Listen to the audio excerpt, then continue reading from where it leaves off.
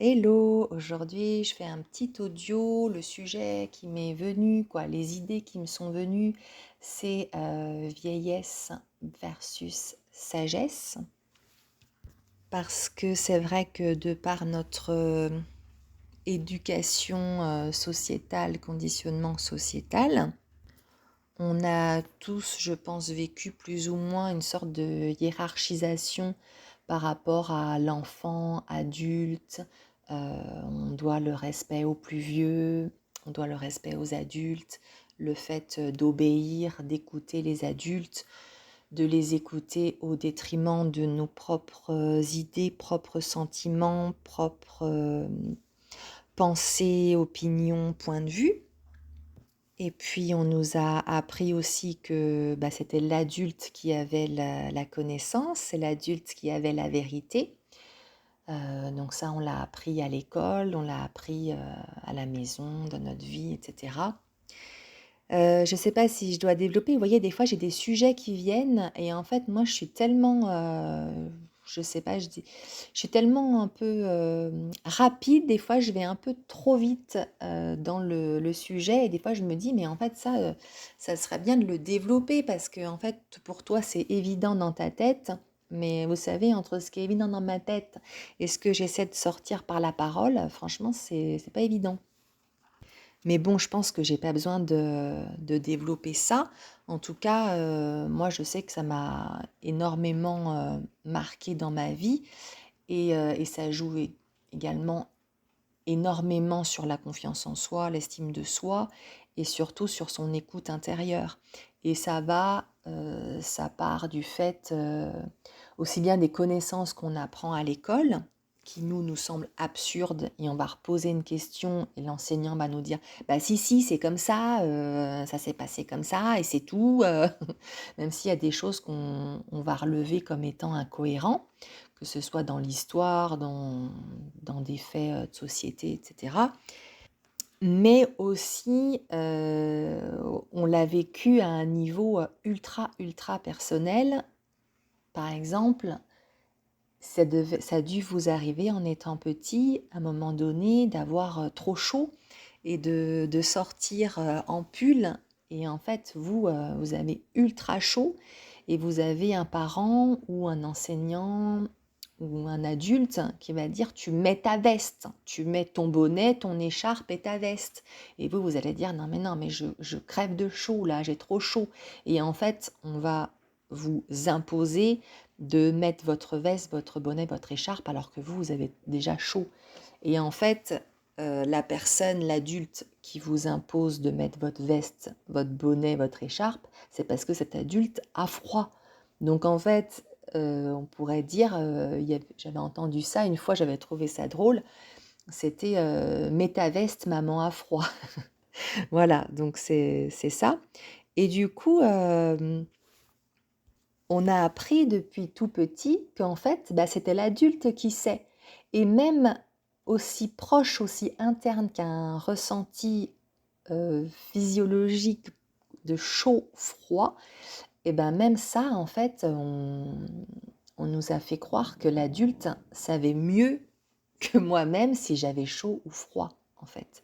Alors bien sûr, voilà, on va pas partir dans les extrêmes. Oui, mais des fois, il fait tellement froid, ils veulent pas mettre leur veste. Oui, c'est sûr, et je dis pas, il y a des fois, effectivement, il fait vraiment froid, ils sont dedans, ils ont couru, ils sont pas rendus compte. Et en fait, moi, des fois, ma fille, je lui dis, non, mais là, je t'impose pas souvent de mettre un pull ou une veste, mais là, vraiment, je t'assure, mets ta veste et si t'as trop chaud, tu l'enlèveras après. Bon bref, c'est des détails. Donc après, donc aussi bien au niveau voilà des sensations personnelles internes, comme avoir chaud, froid, se sentir bien, se sentir pas bien, etc. Donc ça, l'adulte, il a dit qu'il savait mieux que nous. Ensuite, il y a eu les émotions aussi, où des fois on était triste pour quelque chose. Je sais pas, on nous a piqué un jouet à la plage ou et l'adulte, il va dire: «Oh mais c'est bon, c'est pas grave, oh, tu vas pas pleurer parce que tu as cassé ta pelle». Bah, attends, un adulte, il casse, son téléphone, son appareil photo ou sa voiture, il va pas être bien, quoi. Bon bref, donc l'adulte, on a été élevé de cette façon où l'adulte sait mieux que nous et sur voilà, nos ressentis, nos émotions et sur la connaissance en général. Et ça, du coup, ça a tendance un petit peu à nous tenir, quoi. Moi, en tout cas, ça a tendance à me tenir encore. Et par exemple, j'avais rencontré, alors ça fait un petit moment, mais je m'étais vraiment fait cette réflexion à ce moment-là. C'était au moment de la période Corona où il y avait des manifestations sur le paquet à Annecy, et, des manifestations pour la liberté. Donc il y avait des chants, des danses, voilà, c'était très sympa. Et du coup, à ce moment-là, j'ai rencontré plusieurs personnes et des personnes de à peu près l'âge de mes parents, donc à peu près 70 ans, très sympathiques. Et du coup, on commence à parler, tout ça et en fait, le monsieur en question commence à me dire, que lui, il a des infos, il sait comment ça va se passer, comment les événements vont tourner, que l'armée va arriver, que ça va tout se solutionner, qu'il va se passer ci, ça, que les pendules vont être mises à l'heure, quoi, en gros. Et en fait, il était hyper sûr de lui. Il avait pris un sorte un petit peu d'ascendant sur moi, mais pas méchant, pas dominateur du tout, en fait. C'était plus dans une démarche d'entraide, voilà, de sympathie, de fraternité. Et du coup, je l'écoute avec du recul parce que c'est des choses que j'ai déjà entendues plusieurs fois et plusieurs fois et plusieurs fois et depuis des années et ça n'est toujours pas arrivé. Donc j'écoute avec beaucoup de recul et puis à un moment quand même je tends plus l'oreille parce qu'il y a ce côté un peu paternel où voilà, c'est un homme mature qui s'exprime bien, qui parle bien, qui m'inspire du sérieux, qui m'inspire de la sécurité, voilà, et qui transmet ce qu'il croit savoir, entre guillemets. Et du coup, après, en parlant, en discutant, il m'explique que ça fait 1 an, en gros, qu'il s'est réveillé sur sa vision du monde. Donc, ça fait 1 an qu'il suit de nouvelles informations, donc Alliance humaine pour le coup. Et en fait, il me dit, oui, ça fait 1 an que je les suis, que je suis au courant. Et en fait, pour lui, quand il me dit ça fait 1 an, il le dit dans le sens où en fait, il a énormément de recul en fait. Pour dire, tu vois, ça fait longtemps que je le suis, ça fait longtemps que je suis au courant, ça fait longtemps que j'ai ces informations. C'était vraiment en fait pour lui un argument de sérieux. Et en fait, moi, quand il m'a dit ça, quand il m'a dit ça fait 1 an, et moi je me suis dit, ah oui, mais en fait, c'est un bébé. Je me suis dit, mais en fait, 1 an, c'est rien en fait, parce que je me suis dit, non, c'est pas de la prétention parce que je m'en fous, c'est pas du tout ça, mais c'est pour dire que, en fait, on croit que l'autre est supérieur parce qu'il est plus âgé, et puis de toute façon, moi j'ai tendance à croire l'autre supérieur et qui sait mieux que moi. Mais tu vois, par exemple, moi je me suis réveillée, entre guillemets, sur un peu la nature du monde en 2010, 2011. Donc du coup, j'ai du recul. Et en fait, ce qu'il m'apportait en information, moi je l'avais eu en 2010, 2011, 2012. Et j'ai vu tout le cheminement.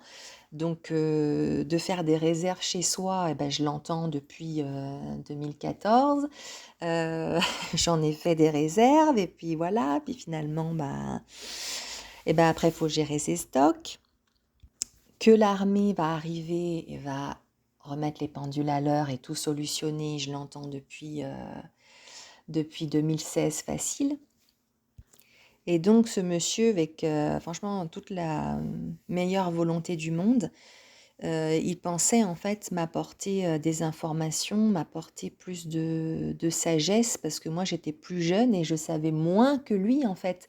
Et en fait, il partait du principe, pour lui c'était évident que moi je savais moins que lui en fait. Alors le savoir c'est à mettre entre guillemets aussi, mais il partait du principe que lui savait plus parce que ça faisait 1 an qu'il était au courant entre guillemets de choses, mais qui finalement n'arrivent pas. Je suis désolée, hein, moi je suis la première à vouloir un nouveau monde et un vrai changement. Et pour lui, c'était évident que j'étais plus jeune et que du coup, j'étais moins au courant. Alors après, peut-être qu'il le faisait aussi avec des personnes de son âge. Mais voilà, donc c'était pour transmettre un petit peu cette notion-là. C'est pas parce qu'on est plus âgé, en fait, qu'on a plus de sagesse et plus de recul aussi. Parce qu'on a des personnes qui peuvent avoir 25 ans et en fait qui ont un recul déjà de 10 ans. Et on peut avoir des personnes âgées qui ont un recul de 6 mois parce qu'elles ont ouvert les yeux il y a 6 mois. Donc d'être une femme, un homme mûr et en plus qui s'exprime bien, qui a un peu ce charisme, etc., n'est pas un gage de sagesse. Et pour aller un petit peu plus loin dans la réflexion, aussi d'une personne, donc là c'était d'une personne à une autre personne, mais c'est aussi d'une personne à la même personne. Alors je vais m'exprimer. Donc par exemple, pour mon cas, la Lucie de 10 ans était bien plus emplie de sagesse que la Lucie de 20 ans. Voilà. Je l'expliquerai peut-être plus dans d'autres audios, mais moi en 2011, quand je suis revenue à moi, on va dire, quand je suis revenue à la vérité de mon être, quoi, sur la vision du monde, etc. Je ne sais pas si je l'explique bien. Mais en tout cas, je suis vraiment revenue à mon modèle et mon modèle, c'était moi enfant. Parce que je me suis rendu compte que quand j'étais enfant, quand je posais des questions à mon père sur des sujets comme la guerre, des sujets comme la propriété, des sujets sur les impôts, quoi, je veux dire, j'hallucinais en fait. Donc j'étais complètement déjà dans le vrai d'un nouveau monde. Je ne comprenais pas les lois, les règles, les fonctionnements de la société absurdes, de vraiment d'injustice, d'inégalité, quoi, voilà, vous connaissez tout ça, hein, vous connaissez tous les aspects de ce monde. Et tous les aspects qu'on aborde aujourd'hui avec beaucoup de sagesse, de spiritualité, là on essaie de remettre les choses dans le bon sens. Je sais que personnellement, quand j'étais enfant, quand j'étais petite, j'étais déjà dans le bon sens en fait. Et c'est après, à force qu'on me dise que en fait, je pensais à l'envers, que je me souviens par rapport à des questions sur la propriété, pour moi c'était hallucinant en fait cette notion de propriété.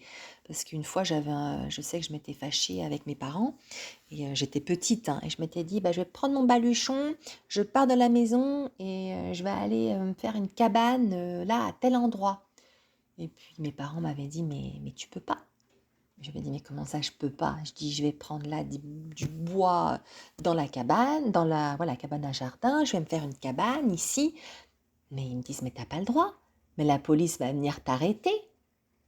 Là, je m'étais dit, mais la police va venir m'arrêter, mais pourquoi en fait?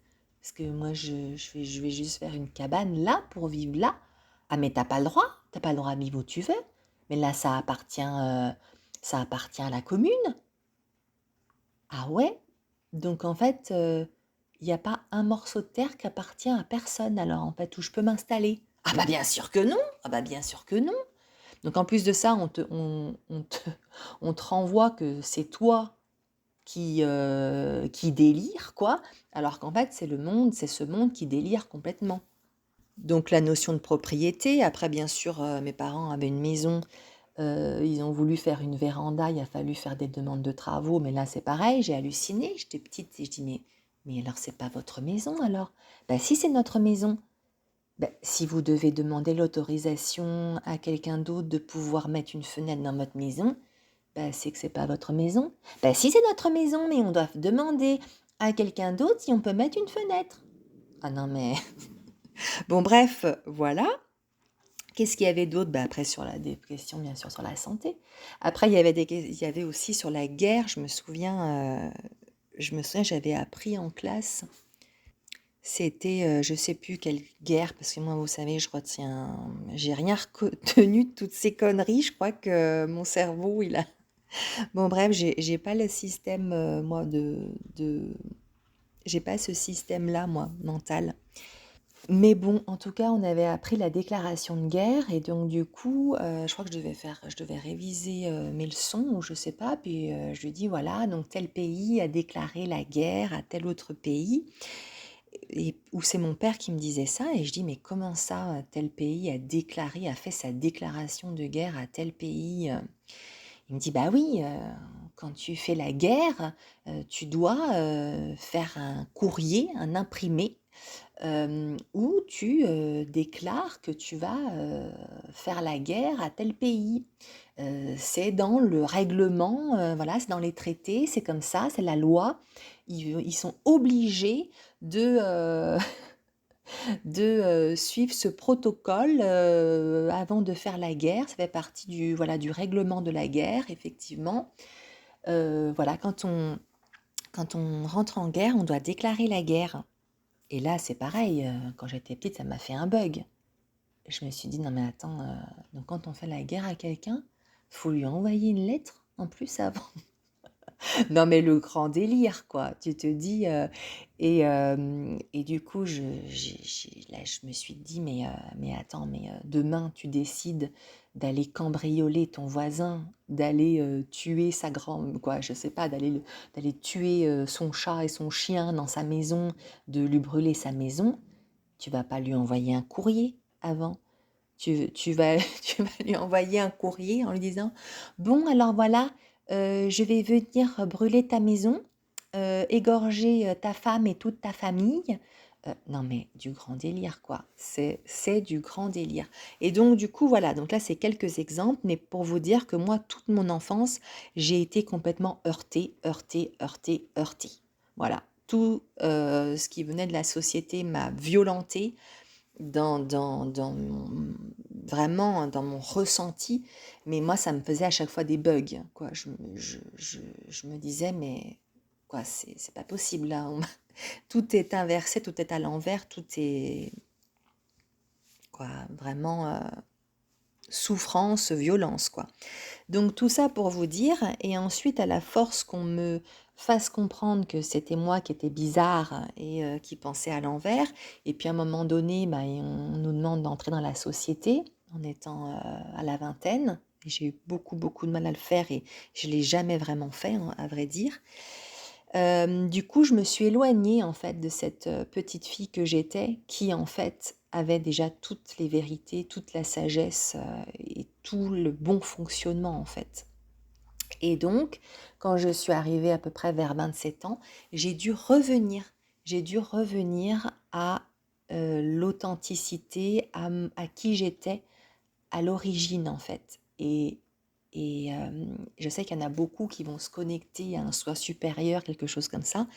Mais moi, je me suis vraiment reconnectée à la petite fille que j'étais parce que vraiment, je me dis, mais avec le recul, mais waouh, elle était vraiment intelligente, altruiste. En fait, toutes les qualités qu'on demande aujourd'hui, quoi qu'on pense pour ce nouveau monde, toute la façon de penser, les qualités humaines, les qualités fraternelles, la gentillesse, l'empathie, tout ça, la jeune fille que j'étais, elle avait tout ça en fait.